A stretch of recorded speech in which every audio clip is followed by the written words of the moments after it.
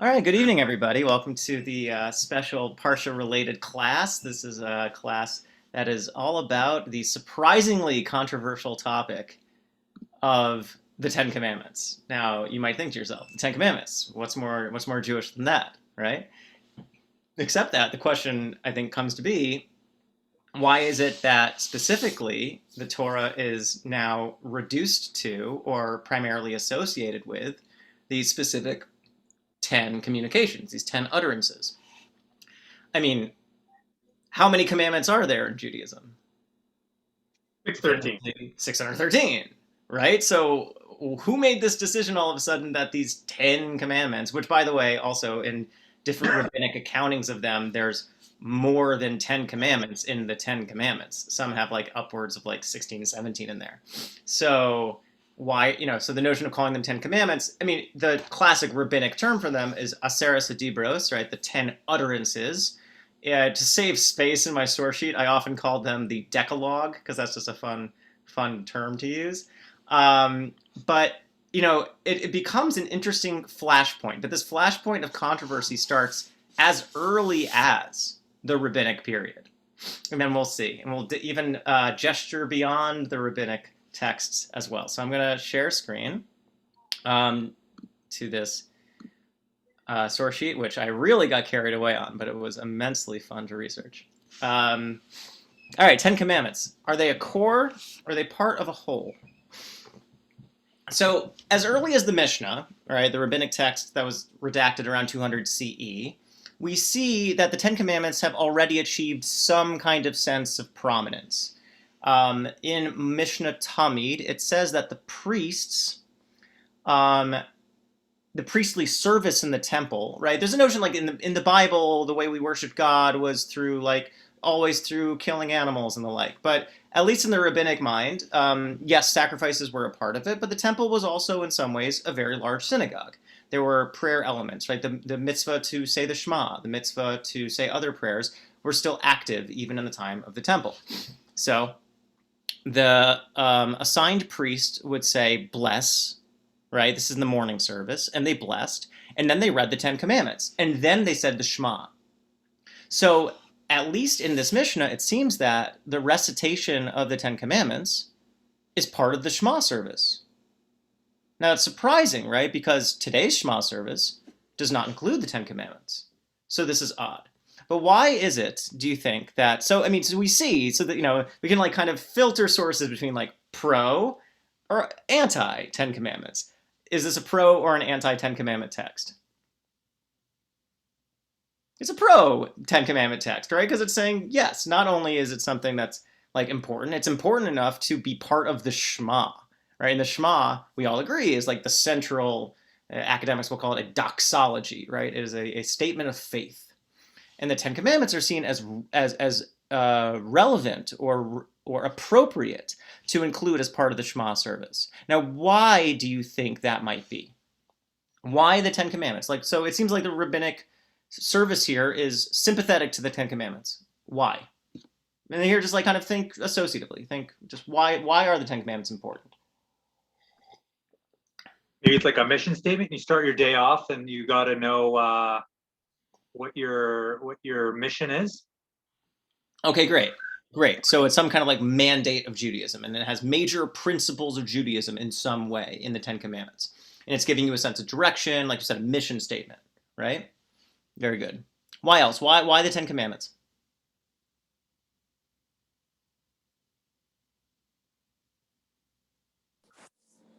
I feel like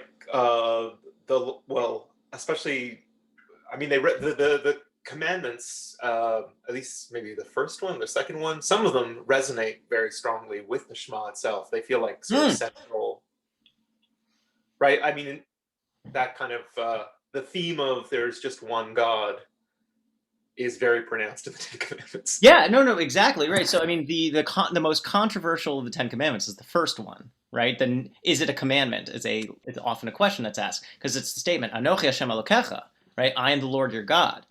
That's not really a commandment. That's just like a hey, it's me. What's up? Right? It's just like God's introducing God's self. Now, that being said, Rambam and others see it as a commandment as well, and specifically a commandment to believe in God, right? Because Rambam and others see theology, right, as being within the bounds of halakha. But it doesn't obviously appear to be a commandment. But you're quite right that, like the Shema, it's a statement of faith, right? Shema Yisrael Hashem Elokeinu Hashem Echad, Anochi Hashem Elokecha. Those are very similar statements, right? Hear, O Israel, the Lord our God, the Lord is one, and I am the Lord your God, right? One is in the third person, right? Hey, Israel, you should do this. And one's in the first person. Hey, it's me. It's God, right? So but they're both directed towards the core tenet of monotheism, right? Believing in Kadosh Baruch Hu. Very good. Okay, so we have kind of two ideas, and I think they fit quite nicely together. One that was suggested first was that they are like kind of major principles of Judaism, a mission statement for Judaism. Another one is like the Shema, it too is giving us the mandate of faith, right? Who we're believing in, what that relationship entails. Now, what's so interesting is that here we see, again, Rambam's going to show up a few times. Here's Rambam's commentary on the Mishnah. It is a fun little historical fact. The only work Rambam wrote in Hebrew was his law code, because it was directed towards a universal audience of all the Jews in the world. All of his other works, including his commentary on the Mishnah, were written in Judeo-Arabic. So this one is from the translation, I think, from Ibn T-Bone's translation. This is a fun little historical fact. So he says, why the Ten Commandments? Because in the temple they would recite the Decalogue daily, because they are the essence and origin of religion, of dat, right? I think that really actually gets at both of the sides of this, right? It's the essence of our faith, and it's the essence of what our religion entails. And the outskirts wanted to adopt this, and we'll get to that in 2 seconds. So I don't want to give away the story. Okay. So in the Mishnah, it seems fairly uncontroversial, right? The core part of the temple service, part of the prayer service, was to say the Ten Commandments as part of the larger Shema service, right? It even seems before you get to the actual Shema itself, right? It's one of the prayers you say before that leads up to the Shema, much like Baruch Hu, right? It's after Baruch Hu, but it's before the Shema. Okay. Here comes some controversy. So as early as, again, the late-ish rabbinic period and the late-ish temple period, we already see some stirrings, right? So Rambam said, why was the Decalogue included? Because it's the essence of the religion, right? It's the Iker. So here comes another group of people who think that too. So in the temple, they would recite the Decalogue, Shema, Hayim Shemoah, blah, blah, blah. And then finally, they'd say the priestly blessing. The priestly blessing is what now is the Sim Shalom. And Rav Yehuda said that Shmuel said that in the outskirts, i.e. in the suburbs of Jerusalem, they requested to recite it too. But it was abolished due to the grievance of heresy. Now what? What's going on here? Why all of a sudden now are the Ten Commandments seen as a flashpoint of controversy?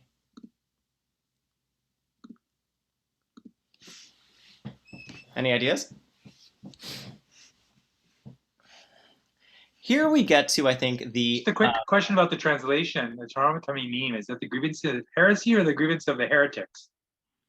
Yeah. Heretics, technically, but heretics as metonymy for heresy. So the heretics are complaining about this. The heretics are using it as justification for their little tempest in a teapot. Okay. So what is their tempest? What are they brewing?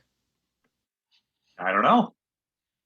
So here I think gets at the maybe inherent ambivalence of an essence. Rambam said, the Ten Commandments are important because they are the essence of Judaism. But if they're the essence of Judaism, right, we've actually encountered this term before in our classes. There's the Iker, right, the Ikar, the principle, and then there's the Tafel, right, Iker and Tafel. And the Tafel is the ancillary, the non-essential, right, that which is not core, the periphery, much like the boundaries, the outskirts that want to incorporate this practice. So interesting, in the way that this is geographicalized, right? The localization of this text, the way it's thinking about geography, In the margins, in the outskirts, they want to adopt this essential practice. But they can't because they are seen as more vulnerable to the encroach of heresy. And what could they say? The Ten Commandments are essential, aren't they? But the rest of the Torah, is that essential? Right, there's a notion, right, you could think of essence as saying like, oh, it's like the most heightened version of something, right? It's the part that like encompasses all of it. And actually we'll get to that in a minute. But there's another way of thinking of essence that says, okay, there's the essence, and then there's everything else, right? And if there's essence and everything else, suddenly we're starting to gradate, right? To separate out, to filter out what's the important parts of the Torah and what's not. So skip Rashi for a second, because Rashi is really bringing in a text from the Palestinian Talmud, the Yerushalmi. The Yerushalmi has a much more expanded version of this. And first I want to present this really gorgeous version of what an essence can entail. Because the question that Yerushalmi is working with is the exact same question that we were hashing out. Why was the Ten Commandments incorporated as part of the Shema? Right? Why was the Shema recited twice daily? And Rabbi Levi says, Mipnei aseret hadibrot kelulin bahen, because the Ten Commandments, or 10 utterances, are actually included within it. So there's an essential connection, says Rabbi Levi, between the Shema. There's they correlate to each other. There's like a one-to-one mapping between them. And he does it, and he goes through them all. This is beautiful. It's so cool. So we'll go to it one by one. Shema Yisrael Hashem Elokeinu Hashem Echad, and exactly, right, as Leon had anticipated, what's that associated with? Anochi Hashem Elokecha, right? Hear, O Israel, the Lord our God, the Lord is one, is apposite. Anochi Hashem Elokecha, I am the Lord your God, right? The first commandment. Similarly, the second commandment of Lo yeh lecha Elohim achirim al panai, do not have other gods before me, right? A claim for monotheism. And what's that associated with? The last part of the Shema. God is one, Hashem Echad. Right? So Shema Yisrael, Hashem Elokeinu. That is the belief in a God. Then Hashem Echad is saying, don't have any other gods before me. So you can actually teich out, you can parcel out each clause of the Shema and get the 10 Commandments out of it. Okay. Lo tisas shem Hashem Elokecha l'shav. Don't take the name of the Lord your God in vain. V'ahavta Hashem Elokecha, and you should love the Lord your God. Right, that's the beginning of the first large paragraph of the Shema. So don't take the Lord and name your God in vain is associated with love the Lord your God. But that one seems less obvious, right? How do we make the connection between those? Aha, don't worry, the Gemara helps us out. It says, Man derachi malka lo mishtaba bishmei u'mishaker. Someone who loves the king would never swear by the king's name falsely. Aha! So not swearing by God's name falsely, not using God's name in vain, is really actually about a relationship of love. Because you don't take advantage of the one that you love, right? You don't disrespect them. Their name means something to you, right? To swear on a family member's grave or something like that, right? It's like a trope. It's because you care about them. You would not take that lightly. Similarly, one who loves the king would not speak casually about them. That's not how you treat the one you love. Beautiful. Zachor Yom Shabbos l'kodsho, right? So remember the day of the Sabbath and keep it holy, is associated with, now we're zooming ahead to the last paragraph of the Shema, Lama'an tizkeru v'asitem et kol mitzvotai. Right, so the word of zachor, right, of remember, is associated with Lama'an tizkeru, so that you remember. So Shabbos now becomes a kind of mnemonic device, just like the way in which tzitzis, right, are a mnemonic device for how you're supposed to keep the commandments. Shabbos is a day that makes you remember the Torah and your obligations within it. And the tzitzis are a device, a technology that makes you remember the mitzvot and your relationship to them. Kaved avicha v'atimecha. So respect honor your parents is associated with Laman Yirbu Yimechem V'Yimei B'nechem. That one's also a little less obvious, but so that the days of your life and the days of your descendants will be long. And what's the association? Because that line is from V'Hayayim Shemoah, and it's because that is the reward associated with honoring your parents. We can go through this whole thing. I kind of want, actually, I'm going to, because it's such a great midrash. It's just so great, even though it doesn't help the argument I'm going to make. You don't want to get stuck in the details. It's great Torah. You can't not do it. So it's such a sweet Torah. If anyone wants to find it again, it's in the Yerushalmi Brachot 9a to b in the Vilna printing. It's gorgeous, gorgeous Torah. All right, lo tirtzach, don't murder, don't do it, is associated with avadatem mehera man dekatil mikatil, right? So it's associated with you will be lost, right? Which is again another line from V'Hayayim Shemoah. If you lose your faith, if you break the covenant, then the rains won't come and the land will go to pot and go to seed, etc., etc. And then again we have a little bit of an explanatory clause: one who murders, one who kills will be destroyed. Right? One who destroys will be destroyed. And that's kind of the ethic, the logic of V'Hayayim Shemoah, right? What you put in, you get out. Right? You treat the land well, you treat God well, you get what you need from it. But if you take these things for granted again, then lo tinaf, don't commit adultery. Lo taturu acharei levavchem v'acharei nechem. That one's actually a very clear parallel. In Vayomer, we see don't stray after your eyes, right? Don't let your eyes lead you astray. Or your hearts, right? So just like you're not supposed to commit adultery with a human being, so also you're not supposed to commit adultery, says the Shema, with God. Lo tiknov, don't burglarize, don't thieve. V'asafta degancha, you in the V'Hayayim Shemoah, you will gather in your grain. Again, that one's a little less obvious. Wait, before we give it away, why? How is gathering in your grain associated with not stealing? Got to start thinking like a rabbi. Whose grain? Your grain. Whose grain are you not allowed to take? Other people's grain. Good. So, and that's exactly what they say. Your grain, not other people's grain. So you can gather your grain, but don't steal. Okay. Lo ta'aneh b'reyecha ed shaker. Don't swear falsely to trip up to hurt your neighbor. Right? Don't swear falsely to do harm by your neighbor. Ani Hashem Elokeichem. That one's also it's obvious, right? So that's associated with the end of Vayomer. God says, I am the Lord your God. But don't swear falsely to harm your neighbor. How is that associated? Because again, Amar Rabbi Levi, Amar Kadosh Baruch Hu, Im he'adata lechaverecha edut sheker, ma'aleh ani alecha ki'ilu he'adata alai. Shelo barati shemayim va'aretz. Says, if you use my name to swear falsely, right, to do harm to somebody else, right, you use me to do harm to someone else by lying, I will consider you as if you swore falsely about me, that I didn't create the heavens and the earth.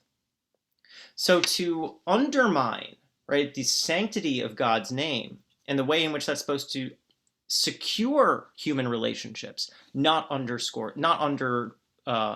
dig under them, right? God, as whose seal is truth, is supposed to undergird truth and fairness and equity between people. So to use God's name to swear falsely to do harm to another, right? On one hand, you can swear falsely by God's name, that hurts God. But God says, if you swear falsely by me to hurt someone else, I will consider as if you're really swearing falsely about me again as well. All right, last but not least, lo tachmod beit reyecha. Right, do not lust after your neighbor's home, their possessions, etc. And that's associated with the mitzvah, as we see in both V'ahavta and V'Hayayim Shemoah. Uchsavtem al mezuzos beisecha.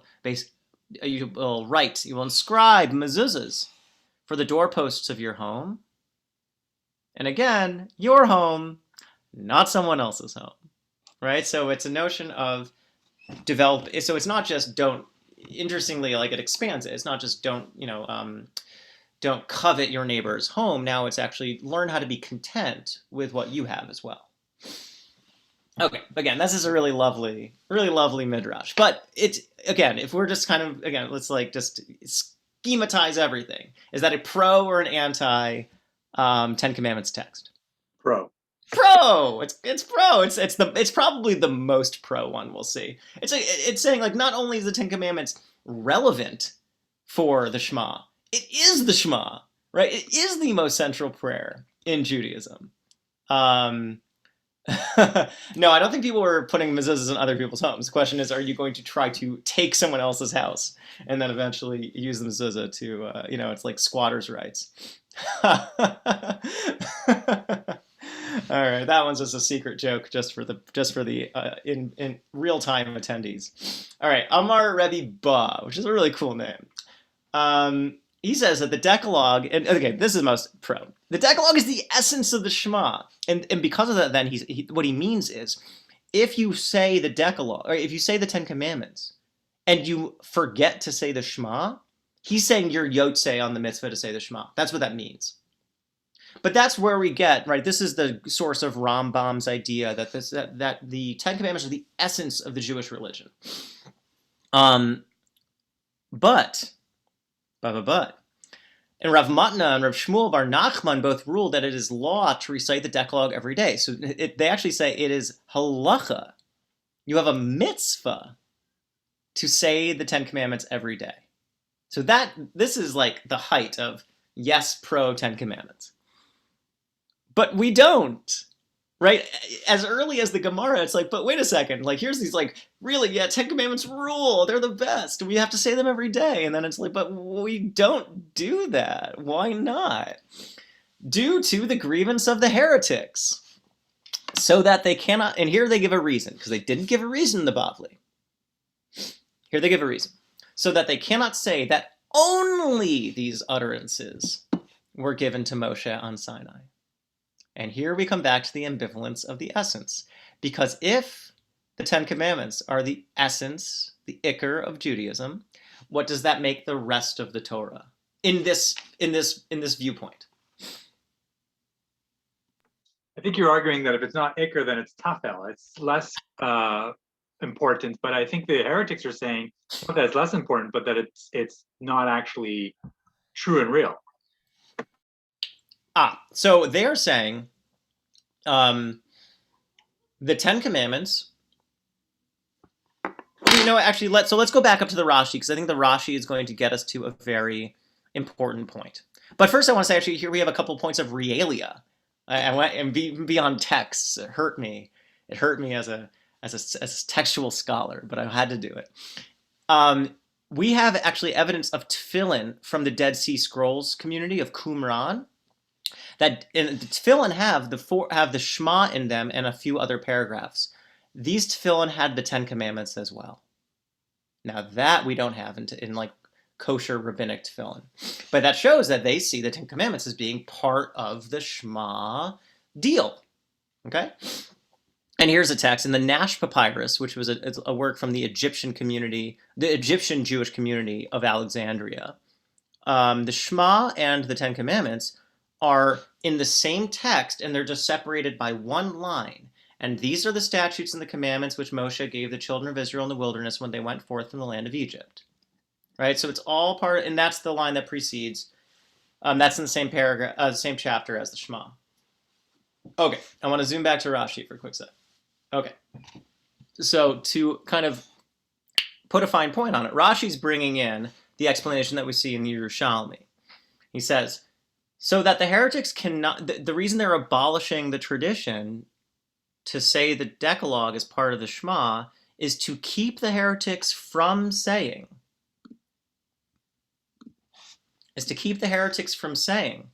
to the Amaratzim, to the unlearned, that the rest of the Torah is not emes, it's inauthentic, and that we only recite what was directly spoken by God on Har Sinai.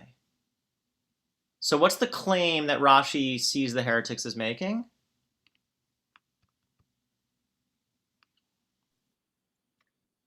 That the rest of the Torah is not as important? I think that is an appropriate implication, but let's first get exactly what he's getting at. But I think that is a correct inference. Sorry. Well, I'll let you finish talking about the question. Go on. Okay. Sure, but I want to hear it though. So when he says authentic, think of it like authenticating a document, right? Nowadays, we authenticate a document by going to a notary public, right? Notary public stamps it and says this is an accurate representation of whoever is signing, right? And in the medieval period, we had people like with their own seals to make sure people knew that signing something really meant it was coming from them, and it wasn't just like somebody forging their signature. And that's as text began to stand in for someone's presence. Well, we have a text that stands in for a certain entity's presence. It's called the Torah, because I have never personally seen God, but I have a Torah that reports God's words to us authentically in a chain of transmission that goes all the way back to Moses. The claim that the heretics are making is, sure, except if we're saying Revelation or Torah is a game of telephone, what part of the Torah was actually heard directly from God? Only the Ten Commandments. Whereas the rest of the Torah was written by someone else, Moses. Right? So now what we have is this is an argument about authenticity. That only the Ten Commandments, because they're the essence, are, and let's say maybe the Shema too, they can say, right? But whatever. The point is that we can single out discrete sections of the Torah, which are essential because they are authentic. They're what was spoken directly by God, and the rest of the Torah is potentially, maybe we could even trust it that it is divine inspiration or something like that, but it is not a record of God's direct communication. And because and they're justified in doing this if we vaunt up the Ten Commandments as being super important and special. Yeah, Renee.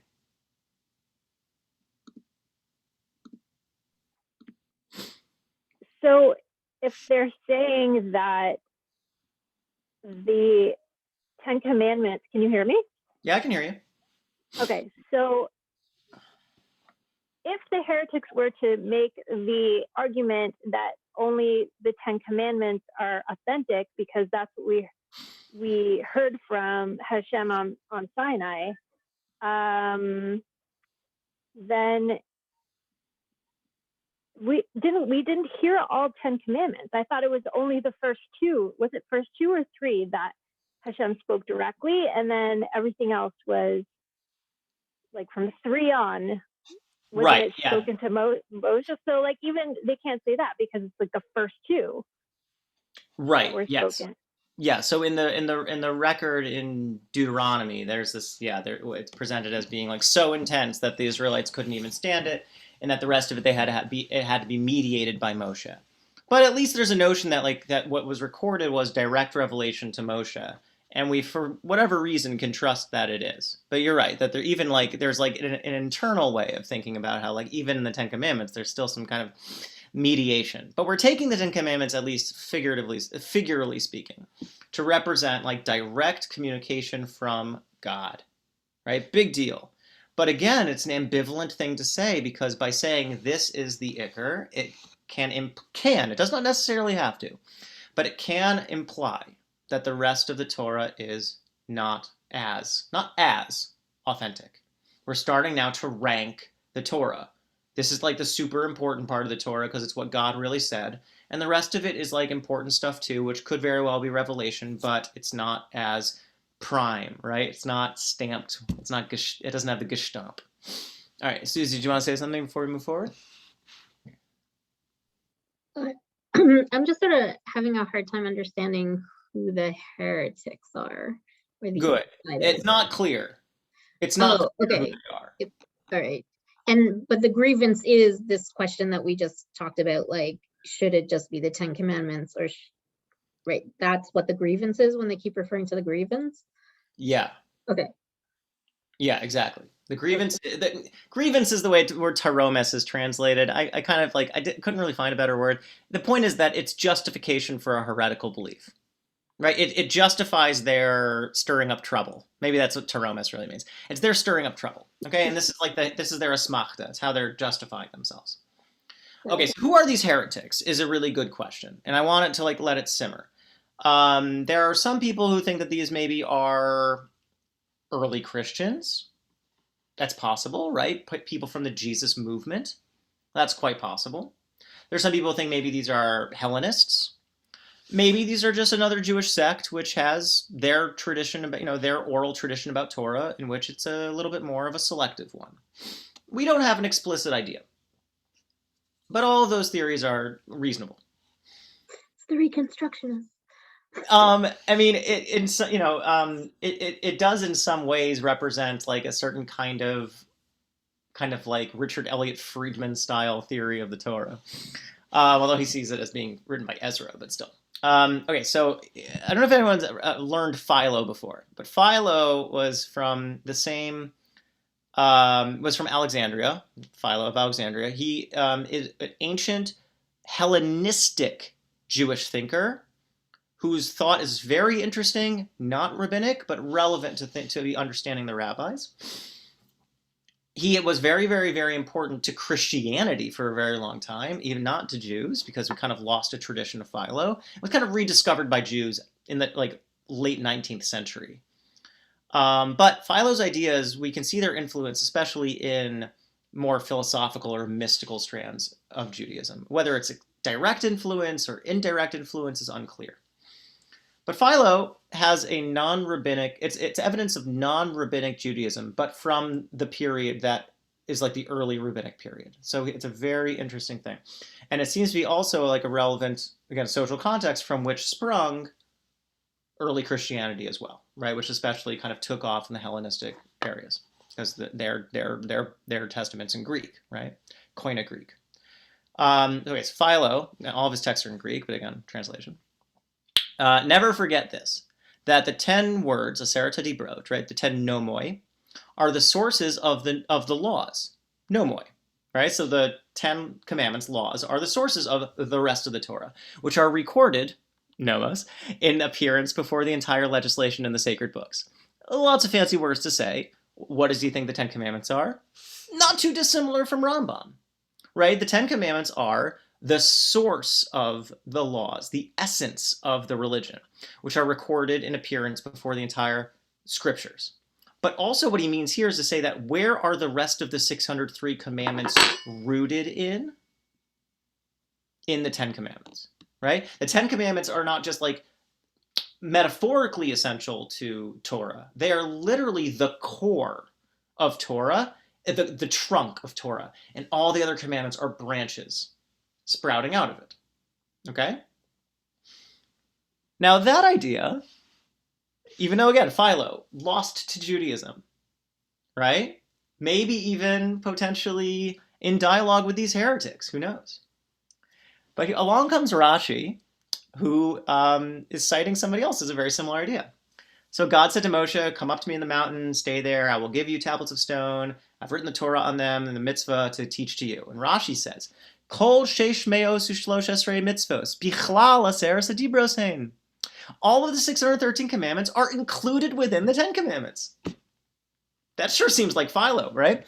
And Rabbeinu Saadia Gaon, right, the great 9th to 10th century Babylonian Jewish master, who is like the chief Jew. Yeah, okay, Yitzchak, of course Yitzchak knows the Gaonim.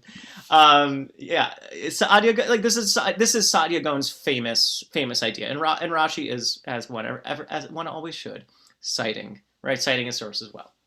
Saadia Gaon says that all of the 613 commandments can be found if you read them out of the 10 commandments. That's kind of like an intensification of what we saw in the Yerushalmi, right? Because if you read the 10 commandments, you can find the Shema in there.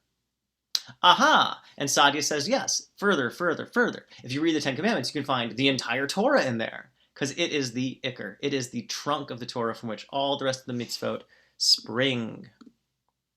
Yeah, it's like a flowering, exactly. It's a flourishing of Torah, sprouting from the trunk, the core, right, of the tradition.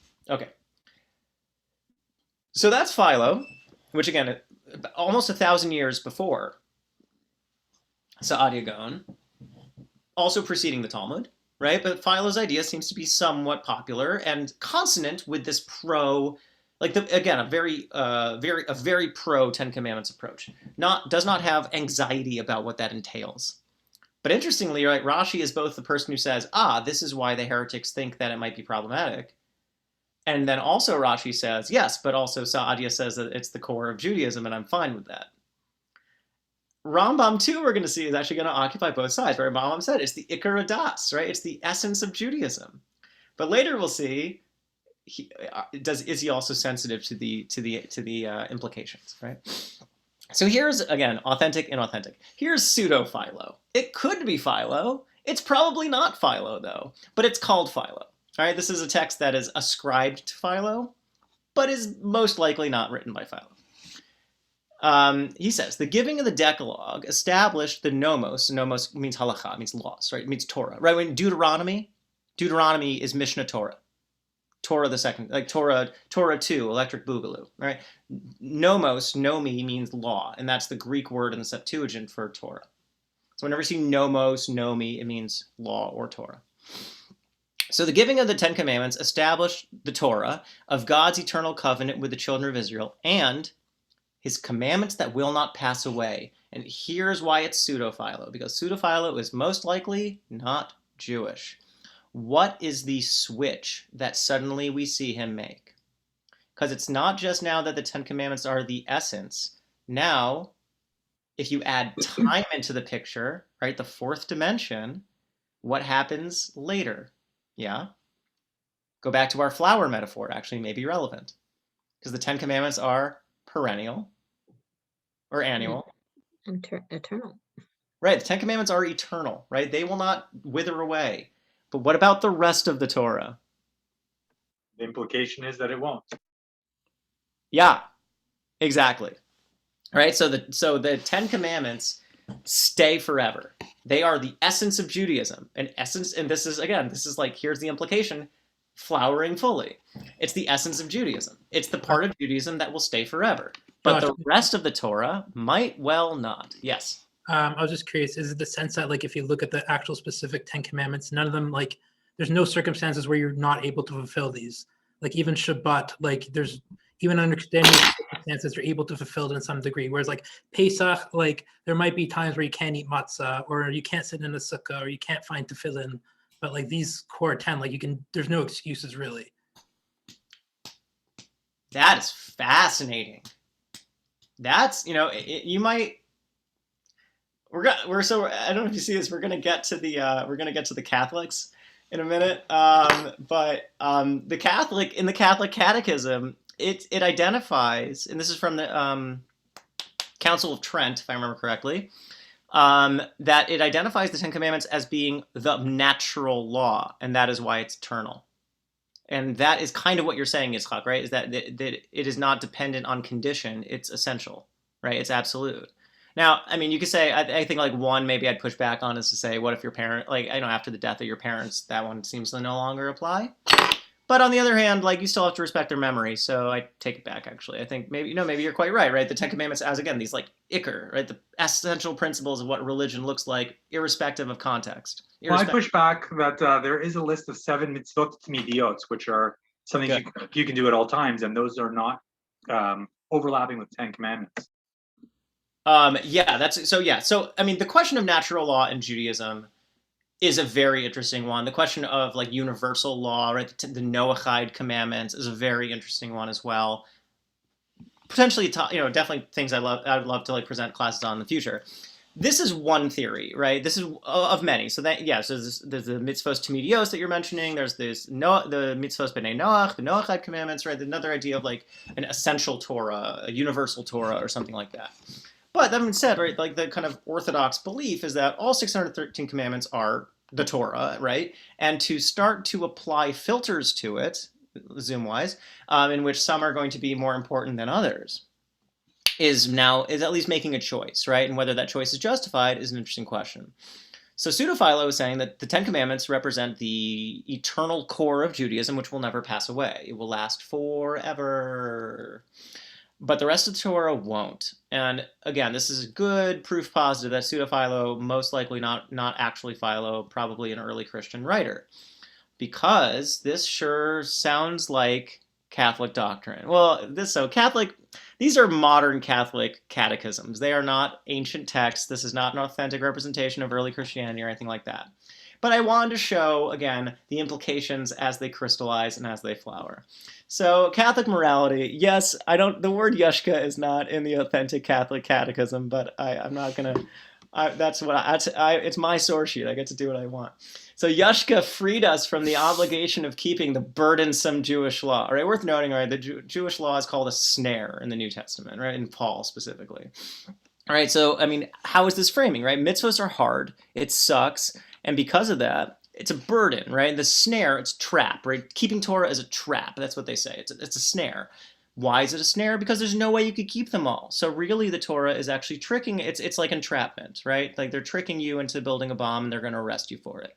The Torah is giving you all these rules which no reasonable person could ever keep, and because of that then you're going to be condemned to hell. Now that assumes a lot about reward and punishment and theories of the afterlife in the ancient period, fine. But that is a relationship to the Torah, which again, I don't agree with it. I love the Torah. There's no sweetness better than keeping mitzvahs. That being said, it captures a certain thing which I will grant it credence. Like being Jewish is not easy. It says "Schwer zu sein Yid," right? It's hard to be a Jew. It's a classic Yiddish phrase. So that's the first person to say it's a "Schwer zu sein Yid" is Paul, right? Paul. So it says keeping the burdensome Jewish law with its 613 distinct regulations, right? It's keeping Judaism is like keeping a municipal code in your house at all times and saying that that's important, but not from the obligation to keep the 10 Commandments. Aha! So what's the 10 Commandments? The 10 Commandments are an escape from the trap.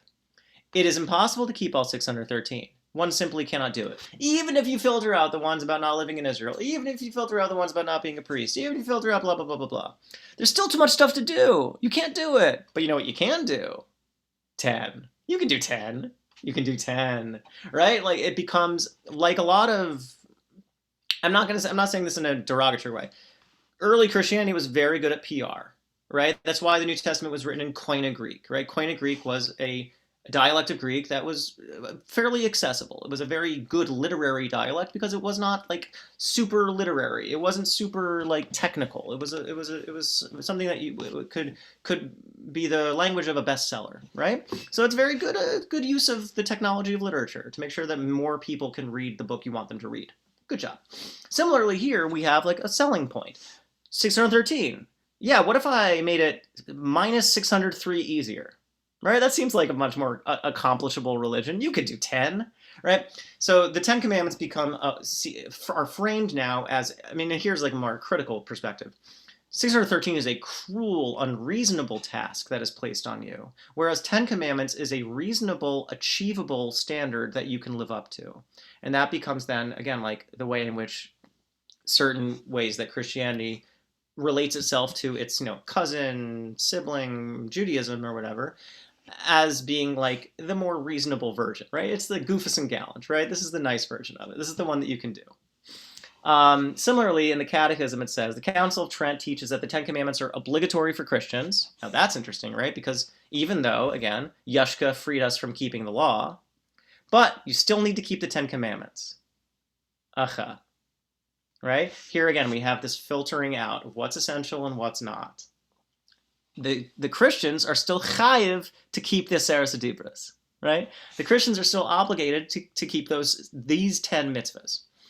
And that the justified, right, when justified means saved, redeemed, the redeemed person is still bound to keep them, right? Even though in Christian theology, Christ's death, right, redeemed believers from having to keep the law, right? Christ was sacrificed so that you don't have to keep the law anymore. But except for these 10. You still have to keep these 10. And that's why, back to Yitzchak's point before, these are associated with natural law, which is still seen as obligatory because it's universal. It's not customary, it's not geographical, it's not temporal, it is universal and absolute. Okay. Right, they are fundamentally immutable, and that we relate back to the pseudo-philo, right? They never go away. They are persistent. They are eternal. They are engraved by God in the human heart. Beautiful image. Okay. So let's go back. The Talmud now, I think, starts to respond to this potential heretical implication, that you are able to, like in a website where you have those filters, right? And you filter by date, filter by whatever.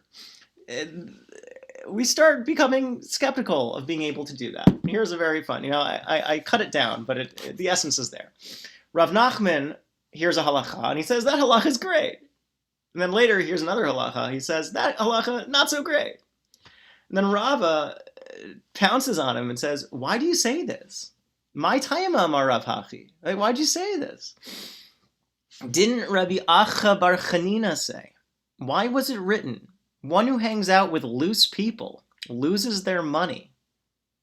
Anyone who says this tradition is nice, this one not so nice, loses their money, their wealth, their riches, their treasure of Torah.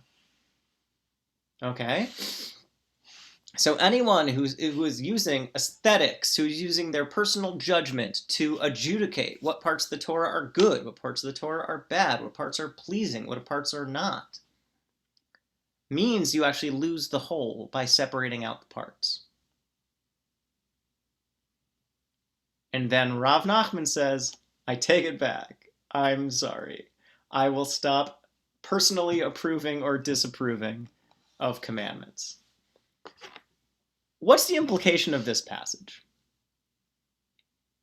Let's go all the way back to the Taromes Haminim. Go all the way back to the grievance of the heretics, right? The justification for their trouble. What happens when you start singling out certain parts of the Torah over other parts? Says Rava, quoting Rav Acha bar Chanina, you lose the Torah as such. Right? The original, we saw seeing the Ten Commandments as the essence of Judaism makes sense, right? It's a mission statement, it's a statement of faith, it's an intimate connection between God and the people of Israel, so intimate, so intense that actually blew us away and knocked us back miles and miles, according to the Midrash, knocked us tush over tea kettle. And that's amazing, right? Say the Ten Commandments, what a high point, a climax of Judaism, a climax of the Torah. But the risk of singling out the Ten Commandments as special or as essential is that then that could very well lead to you deciding which parts of the Torah you like and which parts of the Torah you don't like. And when you start to say some parts of the Torah are obligatory and some aren't, or some parts of the Torah are immutable and some aren't, or some parts of the Torah are fundamental and some aren't, then you lose the Torah as such. Because the Torah is, by separating out the part, you lose the sense of the whole. So now we have, in a sense, right, and the risk of that is technical, like a technical theological risk of you end up leading to a theological perspective in which you say, oh, the only part of the Torah I need to keep are the Ten Commandments, right? The rest of the Torah is tuffle. I don't need it. It goes away. I don't need it anymore. But there's also, I think, a sense of what it means to relate to Torah as such is that you are relating to Torah as a whole. And when you start filtering out different parts of it as special or not special, you lose a sense of relating to it as such, right? If you again, let's go back to the relationship metaphor, saying God was insisting on all these relationship metaphors when talking about the Ten Commandments. Well, let's follow that all the way through. If you have a person in your life whom you love, a dear friend, a lover, a parent, a sibling, right? Someone, a teacher that you care about, whatever it is, you don't go to that person in your, the way you see them in your mind is you don't see them oh, that part of them I like, that part of them I don't like, right? You don't objectify them. You don't judge them. You don't filter them out because you get that it's really about the person as a whole. All right, lahavdil, but similarly with the Torah, it is our treasure. And the way you relate to things that are dear to you is not to vaunt yourself over it and to judge it and to critique it, but to relate to it and to love it.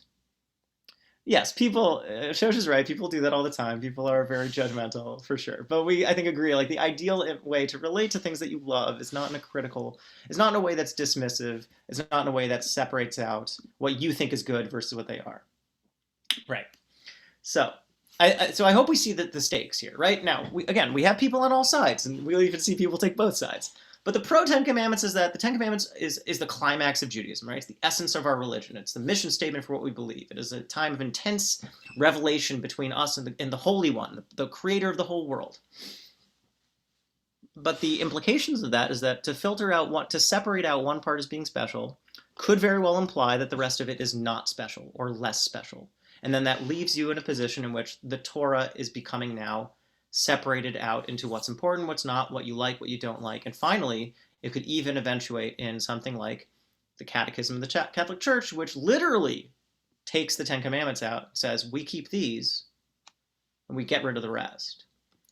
There's a reason why it's the Ten Commandments that are seen as like the statue that represents Judeo-Christianity, and then why it becomes a tool that's used to try to Christianize, right, secular institutions of law. It's the Ten Commandments, not the Torah, right? It's not all 613. It's a specific Christian tradition of what the essence of the Torah is, that these 10. So Noach asks, if they weren't more special, why were they singled out? Well, we'll get to that. That's a good pircha, and we'll get back to that one as well. Okay, Yitzchak, thanks for joining. The rest of the class will be on the YouTube. Shabbat shalom. Okay, so here is a very right. So on one hand we have like the fact that they are separated out, right? We have this notion of the Ten Commandments. So it seems like it's not like it's responding to nothing. The temple service included the Ten Commandments in the Shema. I mean, it clearly was a big deal. The question is, do we let the big deal, again, like, what do we do with the fact that it's a big deal? The heretics saw it as justification for their belief that these Ten Commandments are more special than the rest of the Torah. And because of that, then, the rabbis clamped down on it and said, so we're no longer including them as part of the Shema because we don't want to give grist for the heretical mill. Right? So, that's the risk, right? It's not, no one's saying the Ten Commandments aren't special, but the question is, what do we do with that, right? Yes? It feels so counterintuitive. Yes! This is like my the class? essence. This is the essence of everything, but because you're focusing on it too hard, we're taking it away from you. No, that's exactly right. Yeah, that's right. It is a fascinating double step, right? Because, like, they can't say they're not special, right? Noach was quite right in objecting, but they are special, right? But the question then is, okay, fine, they're special, but like it's like a gun, right? It's like a gun in your hand. You need to know how to you need to know how to use a gun. You have to have a license. You have to know how to like keep it on the safety. You need to know how to keep it clean, right? Or else it's going to misfire, backfire on you, right? It was kind of like it was like a bronco, right? That went wild, because the heretics now are like trying to ride that horse all the way.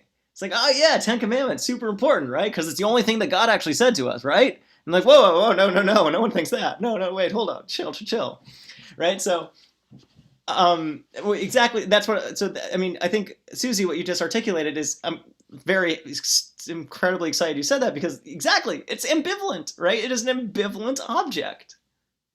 That is what the essence is. Essence is seemingly essentially good. But to identify anything as being essentially good means you are assigning it absolute value. And then what does that mean for everything else? So even the thing that's supposed to be essential ends up still being ambivalent. And I find that fascinating, which is, again, why this ended up being a 9-page source sheet. Don't worry, I'm not going to keep us for too much longer. I'll post a source sheet in the chat before we close, and I'll put it in the link to the video too. But I will give over the tshuva of the Rambam, the tshuva of Rav Moshe Feinstein, humorously called the Grump, because it's short for Hagaon Rabbi Moshe Feinstein, Grump. I don't know if people, some people probably in the class have heard of Moshe Feinstein, other people haven't. I'll introduce him when we get to him. But it's worth noting, when he was, people said of him, Mi Moshe la Moshe lo haya kamo Moshe. From Moses Maimonides to Moshe Feinstein, there was no one like Moses. So he was what's called the Gadol Hador. He was the great rabbi of the generation. He was an absolute Torah genius, but in a very special way, in which in some ways it's less obvious how much of a genius he was. But you need to really be holding holding in what he's in lumdus, right? Holding in like the rabbinic discourse, the rabbinic idiom to get what he's doing, because it seems very like conservative and very whatever, but like immensely creative, but in a very slantwise kind of way. Moshe Feinstein, one of the most just brilliant, intuitive. We'll get to him soon. Okay, but okay, so here's the shaila. The shaila in the Shus Rambam is there was for a long time in a community that there was an established custom by a rabbi, right? They didn't have a rabbi for a long time. A rabbi moved in and he like became the rabbi of the community. He established that when you read the Ten Commandments in shul, okay, so when we read the Ten Commandments in shul, what did your synagogue do growing up? Sorry, before we get to the Rambam, what did your synagogue do growing up? When they read the Ten Commandments? Mom? And Stand up, right? You stand up.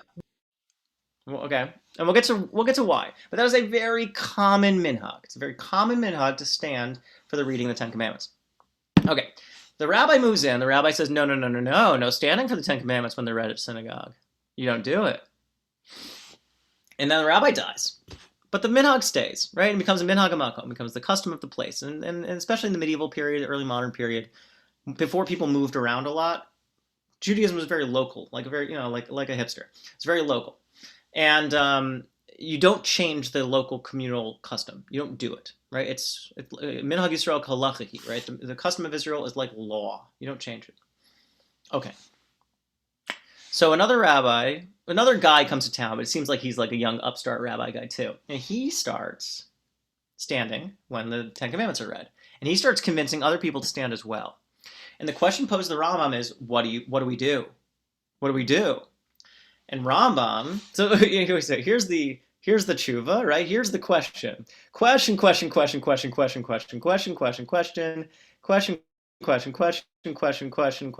answer. It's a bit top heavy. And we get to a lot of different stuff about the question. But one of the aspects in the question, and the question is very fascinating because he says, there's another, like, the guy is like he's trying to like justify himself. He's saying, listen, in Baghdad, they stand for the Ten Commandments. It's Baghdad. It's like the New York of the Middle East, right? Everyone, of course, they know what they're doing in Baghdad. Is that a good enough reason to switch? Should we mimic Baghdad? All right, so that's one of the challenges. And another one is, namely,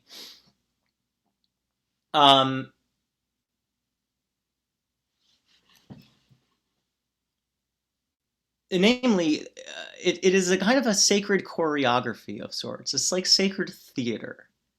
Because another reason, says this young upstart rabbi, is that we stand at the reading of the Ten Commandments because who else stood? The people of Israel stood. They stood at the foot, Vayityatzvu b'tachtit har, right? The people of Israel stood at the foot of the mountain. So we are reenacting the experience of revelation when we hear the Torah, when we hear the Ten Commandments being read in synagogue, right? So those are like the main reasons that the rabbi is using to justify himself. And here's the answer. As your late master instructed to remain seated is fitting, and his proofs for it are sound, and one need not add anything. In other words, you are right. Don't listen to this guy. Don't let him try to convince you away. And this is how it should be practiced in every community. So Rambam, interestingly, says they had chairs. Rambam, interestingly, says, even though he says it's very important to keep local custom, you can't change it. But also, people's local custom is stupid because nobody should be doing this. So Rambam really comes out swinging hard, which is maybe surprising. Because we saw way up in the beginning of the source sheet, he thinks they're the essence of Judaism. So why is he suddenly coming down so hard against giving them the respect that they should deserve? Because he's embodying this ambivalence. One should prevent, not just that you should stay seated, but if people try to stand in your synagogue, you should push them back down. You should not let them stand. You should prevent them, because what can stem from this diminishment of faith and acting as if there are gradations to the Torah? That's the problem he sees implicit with honoring the Ten Commandments in this special kind of way. Standing, because we don't stand for the rest of the Torah. You're just standing for the Ten Commandments. So are the Ten Commandments the essence of Torah? We can't give the appearance of that being the case. So, With some sorry, parts superior to others. Yeah. So at that stage in history, when they davened, there weren't parts where they stood and parts like they did it all sitting, like, because we, like, our service, you stand, you sit, you stand. That's a good point. So in the Sephardic Rite, actually, they do sit for a lot more. That actually is true. But they stand for the Amida and the like. So yes, there is different standing for different parts, but that's because the Amida is singled out as a part that you stand for. It's literally called the Amida. Right? But here, the issue is, I think the issue is that standing for the Ten Commandments has now come to embody the danger zone of, do we treat the Ten Commandments as distinct and essential vis-a-vis the rest of the Torah, right? As superior to the rest of the Torah. So standing for the Ten Commandments, right, becomes problematic for that reason. But how is that different than standing for other blessings? Right, because here, again, you don't need to see it this way, but he's saying the way to see people standing for the Ten Commandments is that is testimony that it is a superior part of the Torah, Like, versus the rest of the specifically Torah. for that part. Yes, exactly. Okay. Exactly. And specifically for that part is something that will come up in the next tshuva, the one from Rav Moshe. We'll see. He says, and regarding Baghdad and other communities that act this way, this is no proof. If you happen upon this is an incredible metaphor. If you happen upon the sick, healthy people should not infect themselves so that they are equal. In other words, if you see people doing something stupid, you shouldn't go and do something stupid too. It's stupid. You don't do it, right? Rather, they should strive to operate on as many people as they can, right? You should try to cure these people from their illness. No, you don't go and get infected by it, right? You have to wear your proper PPE and you have to do everything right. Okay. Last but not least, also good to mention is that also in the heretical sphere of Rambam, and this is something that's different between Rambam and what we'll see as later, is that for Rambam, heresy is a hot topic. Rambam is a theologian par excellence, so he sees belief, right, correct belief, as being really important. So, and he has, he's one of the few rabbis who actually legislates belief. He's maybe the first even, okay? Secondly, though, during Rambam's period, it's starting to taper off, but from the early medieval period through even now, but it's a much weaker movement now, there is a movement called the Karaites. Karaites comes from the word mikra, or kara, which means scripture, and they were a anti-rabbinic sect of Judaism that rejected the oral tradition and instead only saw themselves as being obligated to follow the written law.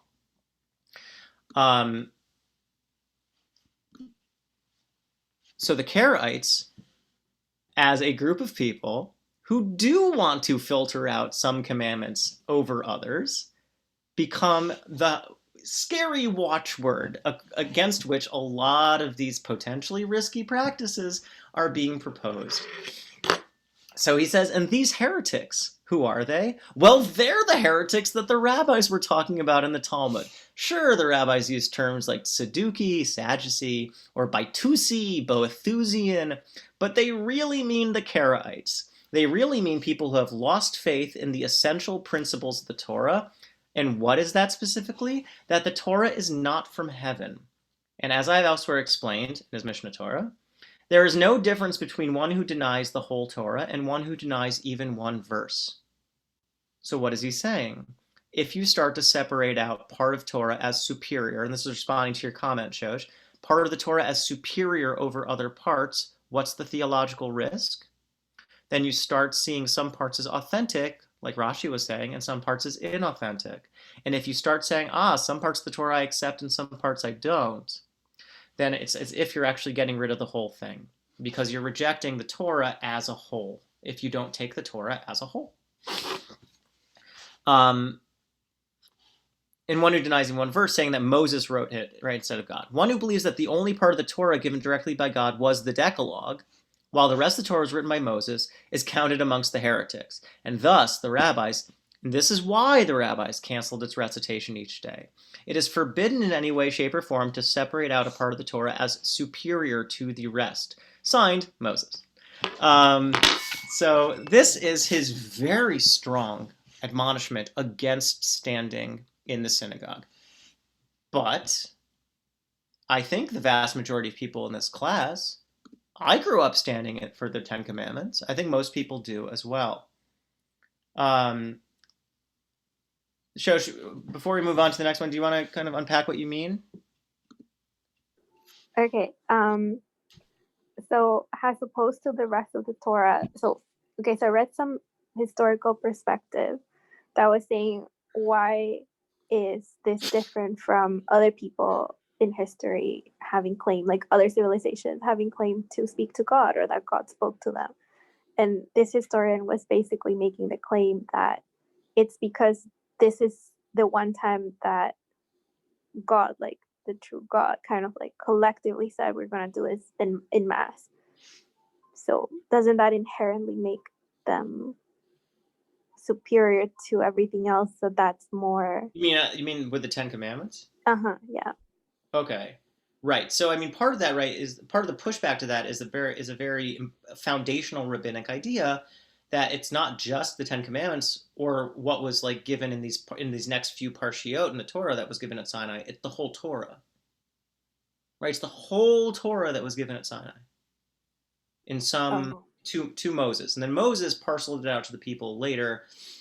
And that is a rabbinic idea. There's also other rabbinic ideas of revelation that it was given out through the journey in the desert and different sections and stuff like that. It's not the only rabbinic idea, but the notion that the Ten Commandments, I mean, here's the thing, right? The Ten Commandments are, and this is back to, I think, Noah's point, but also to your point, Ten Commandments are a distinct literary unit. That's true. But we have tons of literary units in the Torah, right? There's tons, like, every story is a literary unit, right? It is a thing. No one denies that it's a thing. But the question is, how do we invest that thing with importance? Do we invest it as important as being a part of the whole Torah? Or do we invest as important as being the essence of the Torah and everything else is ancillary to it, right? Those are two very different ways of looking at it.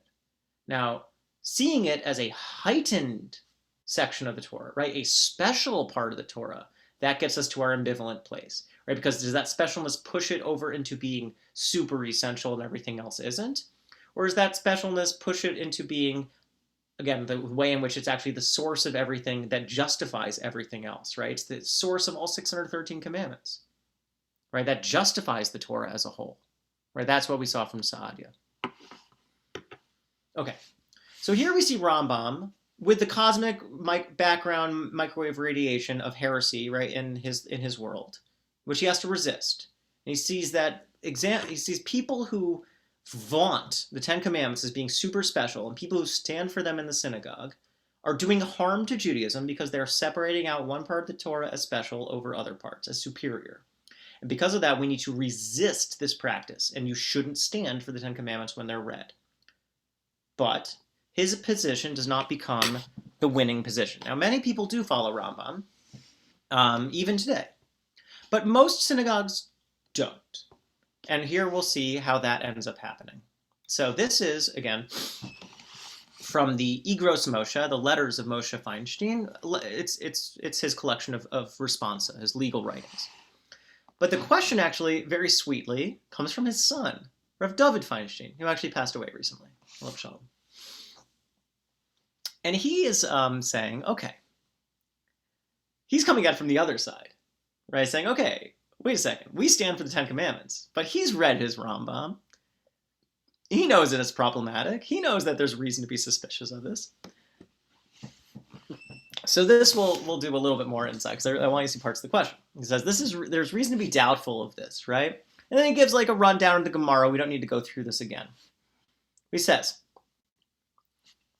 one can't push away the concern of potential heresy by saying that we read the rest of the Torah as well, showing that we are committed to all of it, since, when considering including the Decalogue alongside the other sections according to equal status, the Shema service, we wouldn't have singled it out, i.e. stood for it, But the rabbis were still concerned for potential heresy. All the more so would they be concerned during the Torah reading, when we do single it out and stand. He's saying, okay, fine, right? Okay, fine. So the rabbis like pushed against the institution of the Decalogue as part of the Shema service. But it was just like one section amongst the other one, right? In the Mishnah and Talmud, it didn't say that it was special. It was just part of the Shema. But the people in the Gvulin, right, in the outskirts, wanted to include it. So it seems like they had some special attraction to it. He's saying, fine, the rabbis opposed it then. All the more so they would oppose it now, wouldn't they? Because now we're standing for it. Now we're singling it out as super important. He's saying, but the other justification you proposed, that we also stand for the reading of the song at the sea when read during Beshalach and the 7th day of Pesach, and there we have no concern for potential heresy, is a solid justification. So Rav Moshe says to his son, Rav David, he says, so you're trying to justify standing for the Ten Commandments.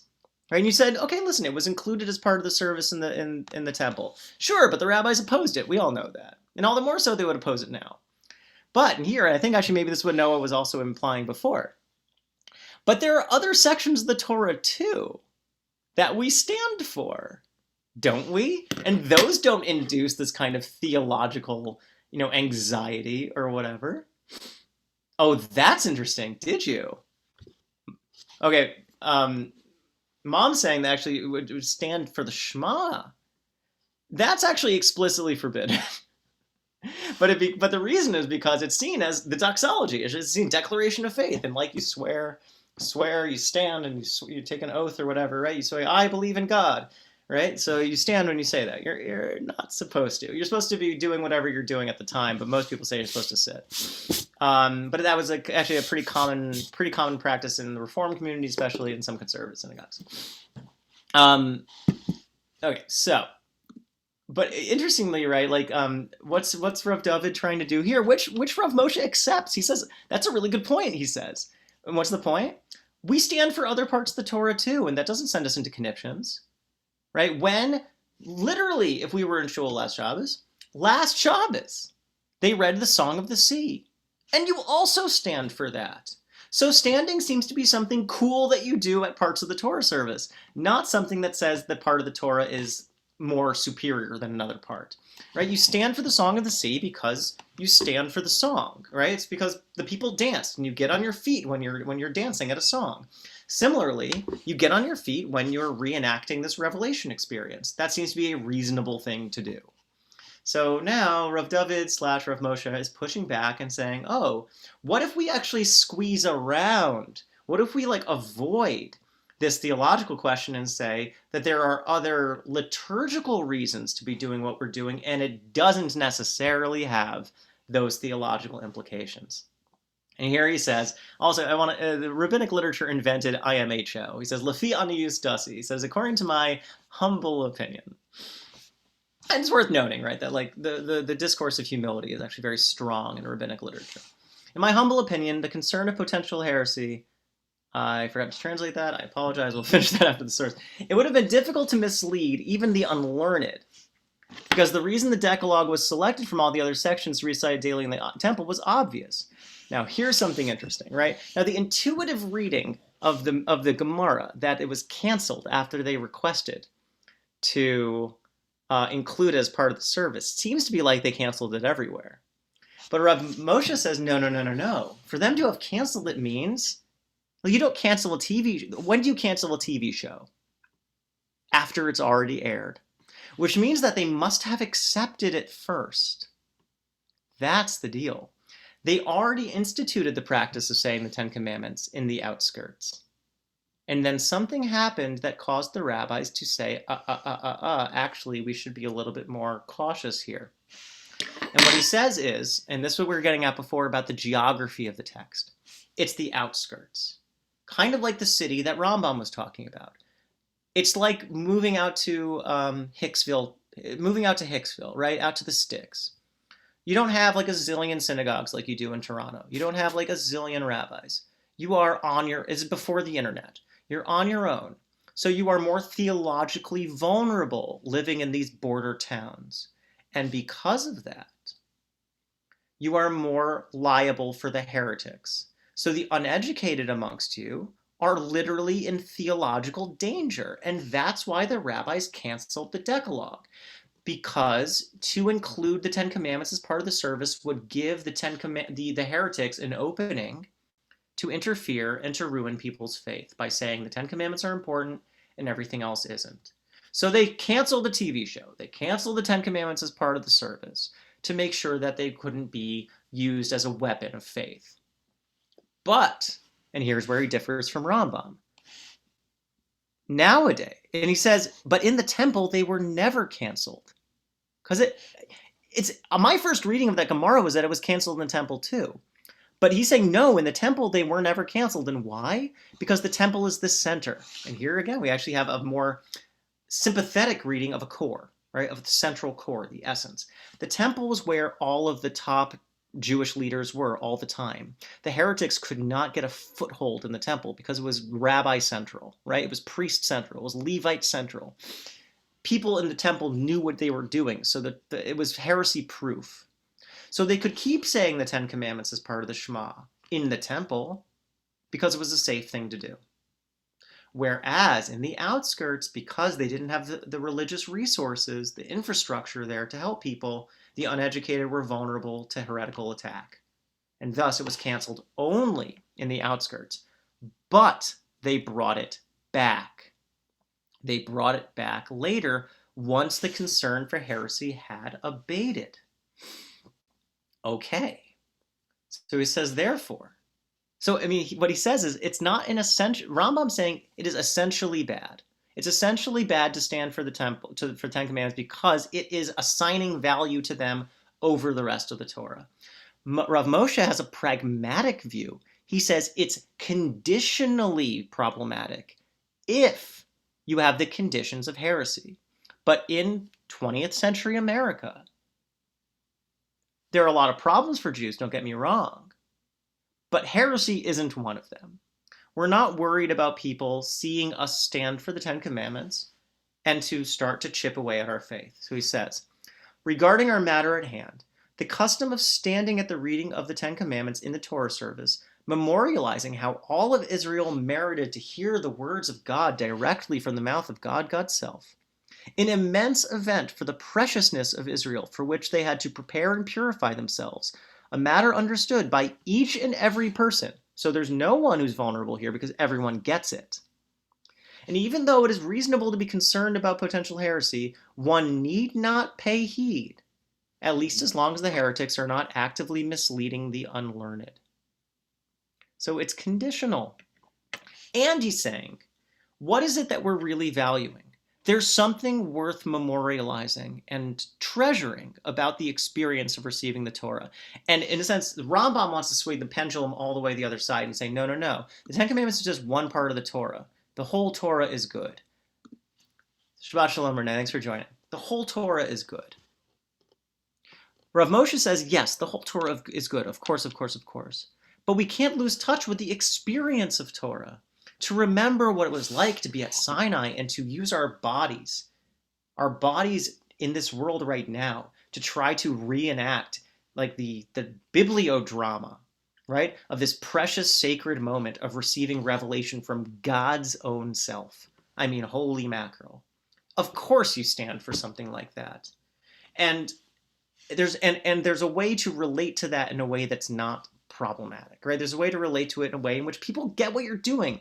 They get that you're treasuring a sacred moment. You're not discarding the rest of the Torah.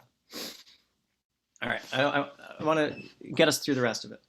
Therefore, one should not change the custom to stand for the Decalogue. It's like any other minhag.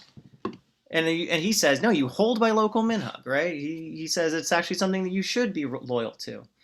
And he says, and you are correct that individuals who have come to the opinion that this practice is similar to that which was banned should not attempt to rectify what they perceive as error by staying seated. And he goes the other side. He says, listen, you do what the community does. I recognize you have a reasonable suspicion, like the people in the Rambam tshuva, but you don't stay seated. But what does he say you do? Instead, he says, so to provide the heretics with support, you stand for the entire Torah portion, but you don't stay seated. So he provides, this is what Rav Moshe does. He gets like this whole thing, incredibly learned. He knows all of Torah. It's amazing. And then like the last few lines, he just turns it all over on his head. He says, listen, yes, like you are right that we should be standing. There's all these reasons to justify standing, and you should hold by local custom. But also, if you don't hold by it, you shouldn't protest, and I don't think it's good.